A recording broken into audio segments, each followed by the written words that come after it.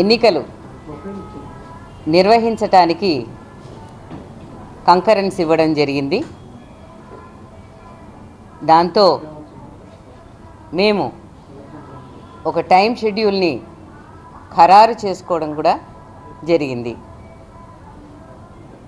మీ అందరికీ తెలుసు, స్థానిక సంస్థలు రూరల్ ఏరియాస్లో గ్రామ పంచాయతీలు, ఎంపీటీసీలు, జెడ్పీటీసీల స్థానాలు ఏవైతే వేకెంట్గా ఉన్నాయో వాటికి సంబంధించిన గ్రామవారీ వేకెన్సీలు, అలాగే ఎంపీటీసీ, జెడ్పీటీసీ వారీగా వేకెన్సీలు నిన్న సాయంత్రం అన్ని వివరాలతో జిల్లా ఎలక్షన్ అథారిటీస్ అందరూ కూడా గెజెట్ నోటిఫికేషన్ ఇష్యూ చేశారు.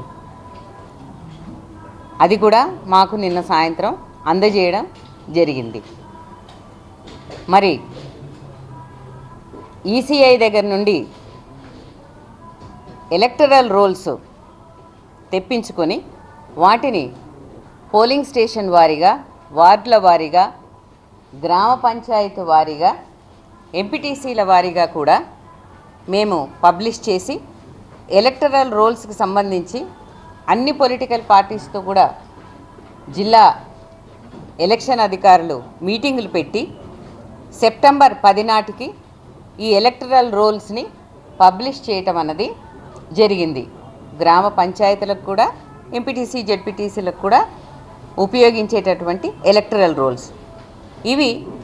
ఈసీఐ కొత్త నిబంధనలు అనుసరించి వారు జూలైలో ప్రచురించినటువంటి ఎలక్టరల్ రోల్స్, అలాగే జూలై 15వ తారీఖు వరకు సవరించినటువంటి రోల్స్ మాకు డేటాను వాళ్ళు ఇవ్వడం జరిగింది.